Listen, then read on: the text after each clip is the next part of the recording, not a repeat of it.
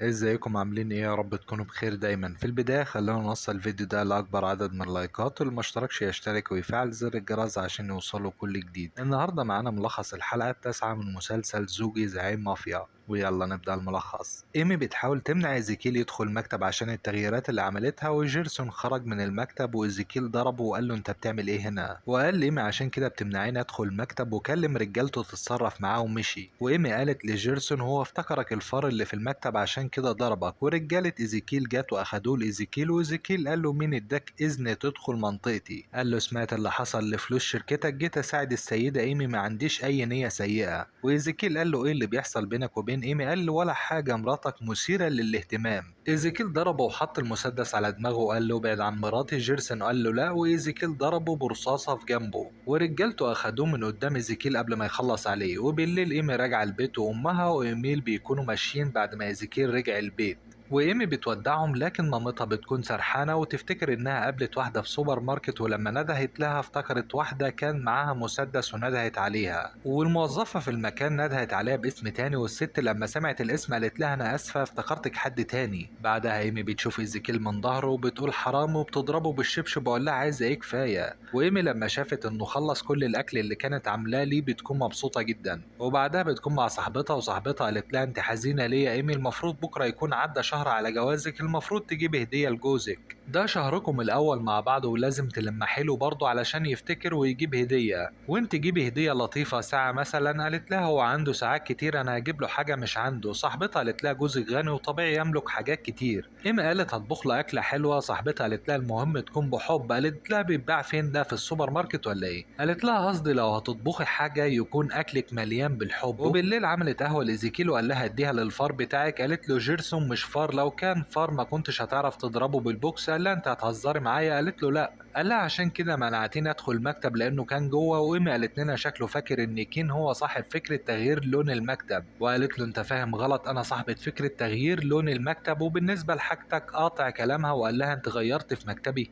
قالت له انت ما شفتش؟ قال لها ما دخلتش بسببك انت والفار بتاعك. قالت له قلت لك ما فيش فار ولا حاجه. قال لها اخرجي. ايمي قلبتها دراما وقالت له انت بتطردني، ده انا امي ما عملتهاش. قال لها اطلعي الاوضه يا هبله، انا مش بطردك ولا حاجه. قالت له انت اللي افتكرت كين فار، انا عندي حاجه عايزه اقولها لك ولما احلك بيها. ما تنساش ذكرى شهر على جوازنا. وقالت لنا بتهيألي ده تلميح كافي يعني. وتاني يوم ايزيكيل بيدخل مكتبه وشاف التغييرات وضحك. بعدها سي اخدوا المكان وقال له لازم تجيب هديه لايمي، حاجه بتحبها. قال له جبت لها سلسله. قال له ما اعتقدش انها بتحب المجوهرات. وخلاه يشوف العاب اطفال وقال له اعتقد هي بتحب الحاجات دي. وايمي في الشركه عامله احتفال بمناسبه مرور شهر على جوازهم، وعامله بانر جميل ليهم، وبتكون عامله اجواء لطيفه جدا للاحتفال. وايزيكيل في المحل والبنت قالت له عايزين ايه؟ قال لها عايزين عروسه لعبه. وبتضحك هي وسي. وايزيكيل اتعصب وخرج. وايمي في الشركه بتكون الناس اكلت وخلصت وزهقت، والسكرتيره قالت مفيش داعي نستنى، شكله مش جاي اصلا. وايمي بتكون حزينه وبترجع البيت، وبيكون ايزيكيل في ايده هديه ومستنيها هناك. وقال لها اتاخرت ليه؟ قالت له ايه اللي في ايدك ده؟ انت مش ناسي حاجه النهارده؟ انت خارج ولا ايه؟ قال لها ايوه، وخلينا نتكلم بكره. ومشي. وايمي بتكون حزينه وتليفونها رن، وقالت للحرس ارقصوا معايا عشان احس بالسعاده شويه. وني كلمها وقال لها بكره عازمك في منتجع جديد، وبتكون مبسوطه جدا وقالت طبعا هاجي. وقفلت وقالت هنروح الشاطئ بكره. وتاني يوم اتقابلت مع ني وقال لها جاهزه؟ قالت له ايوه. واصحابنا فين طيب؟ قال لها هيجوا ورانا. بعدها بتكون في المنتجع وقالت مؤسف ان ايزيكيل مش هنا، كان هيبقى الوقت ممتع معاه زي ما كنا في شهر العسل في الملاهي، لازم نقضي شهر عسل تاني. وني عزمها على حاجات حلوه كتير. وقالت لنا ني لطيف اعتقد هيكون زوج رائع في يوم من الايام. وبتضحك وبتقول يا ترى مين الست المحظوظه اللي هتتجوز ني وهتاكل خلاص. سالت نفسها يا ترى ايزيكيل اكل ولا لا، هتبعت له تطمن عليه. اكتشفت انها ما ردتش على سي، وقالت انه كان هيعدي ياخدها. وني قال لها هيجيلك ليه، وعرفها ان اصحابهم جايين. بعدها سي اتقابل مع فينيس وقالت له بتعمل ايه هنا؟ قال لها انا مستني ايمي لان النهارده ذكرى شهر على جوازهم ومحضرين مفاجاه. قالت له ده كان امبارح. واللي اعرفه ان ايمي كانت عامله حفله في الشركه ومجهزه هديه. وسي عرف انها مع ني في منتجع، وشاف العنوان وعرف انه قريب من البيت اللي اشتراه ايزيكيل عند البحر. وني مع ايمي وافتكر انه مطلوب منه يقتل 3 اشخاص لصالح المافيا، منهم ام ايمي. هو بيتمشى مع ايمي على البحر وشافت مكان وقالت جميل جدا. قال لها ده مش بتاعنا. قالت له احنا هنسرقه وندخل نشوفه بس. وبيكون ده البيت اللي شاريه طريق ايزيكيل ومجهز كل حاجه للحفله، ولما شافته اخدت ني وراحت له، وايزيكيل اتضايق وقال لها تدخل جوه وطلع مسدسه وضرب ني. وايمي رجعت تاني وشافت وش ني، قالت له مالك؟ قال لها وقعت بس، ودخلت تجيب شنطه الاسعافات وبيكملوا ضرب في بعض. وايمي رجعت وشافت ني بيضرب ايزيكيل بالبوكس واستغربت وسالت فيه ايه. ني قال لها كنا بنلعب حجر ورقه مقص وضربته بالغلط. بعدها ايزيكيل هيدخن، ايمي قالت له ده غلط، كل سيجاره بتخسر 5 دقايق من حياتك، وساب السيجاره وبتكون مبسوطه. بعدها بتعالج جرحه وقالت لنا ايزيكيل كويس بس ما بيعرفش يلعب حجر ورقه مقص، وقالت له لازم تتعلم اللعبه. ني بارع فيها. وايمي سالته البيت ده بتاعك ولا ايه؟ وليه كل الوانه وردي وفي عرايس لعبه كتير؟ انت ما عرفتنيش انك بتحب الحاجات دي قبل كده. قال لها كل ده ليكي هديه. وايمي بتنبهر وبتكون سعيده جدا وقالت عيد ميلاد سعيد ليا. قال لها مش عارفه تاريخ النهارده؟ قالت له النهارده 14 مارس وامبارح كان 13. وقالت لنا هو مش فاكر ولا ايه؟ هروح استكشف البيت الوردي الجميل. وبتكون مبسوطه بكل حاجه في البيت وبتتنطط من الفرحه وبتقف تشوف البحر. وقالت لايزيكيل عايزه اعمل قلعه رمليه، وبيستمتعوا بوقتهم جدا. وايزيكيل عمل لها القلعه الرمليه وقالت له البحر ده هيكون جميل لو حواليه ورد جميل. وشافت القلعة وكان كاتب عليها الشهر الأول من السعادة مع زوجتي، وكانت مبسوطة. لكن قالت له ده اتأخر. وجم أصحابها وإيمي عرفتهم إن إيزيكيل عمل لها قلعة رملية، وسي بيضحك عليه وإيزيكيل بيتضايق. وبعدها مشي مع سي وقال له إيمي امبارح انتظرتك كتير، كانت فاكرة إنكم اتجوزتم يوم 13 فبراير. إيزيكيل قال له بنت غبية. وسي قال له الرئيس بقى عاشق. وقال له عرفت إن جيرسون كان عايز يساعد إيمي فعلا. قال له أنا متأكد إنها ما طلبتش منه مساعدة أصلا، عايز يكون صديق لمراتي عشان يستخدمها طعم.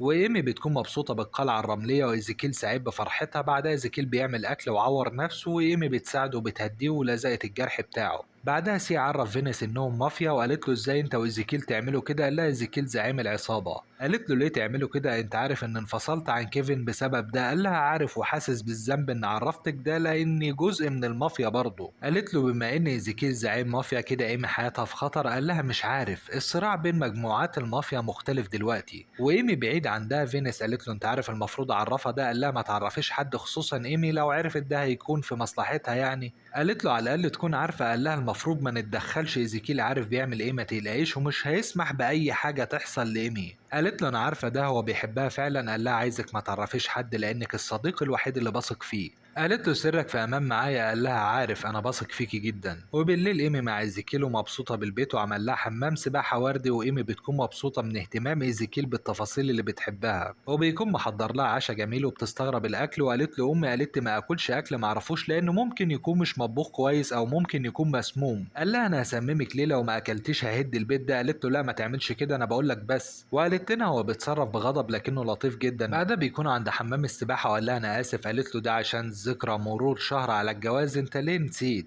وادالها حاجه. وايمي قالت لنا بدل ما يجاوب عليا بيديني الزباله ارميها. وايمي قال لها رايحه فين وفتح العلبه وكان فيها السلسله الذهب الهديه عشانها، ولبسها لها وشكرها. وقالت له كان في هديه المفروض اديها لك امبارح وكانت عروسه ميداليه لطيفه جدا. وايزيكيل مبسوط وايمي خلاص عايزه تنام. وقالت له انت غني جدا صح؟ قال لها ايوه. قالت له ممكن تتمنى ايه تاني في الحياه؟ قال لها ولا حاجه. هتمنى ايه تاني اكتر من كده؟ وايمي نامت وشالها لغرفتها وقال كل اللي بتمناه اقضي معاكي شهور ملهاش عدد وتكون جميله جدا. وبيخلص الملخص لكن مش بيخلص المسلسل.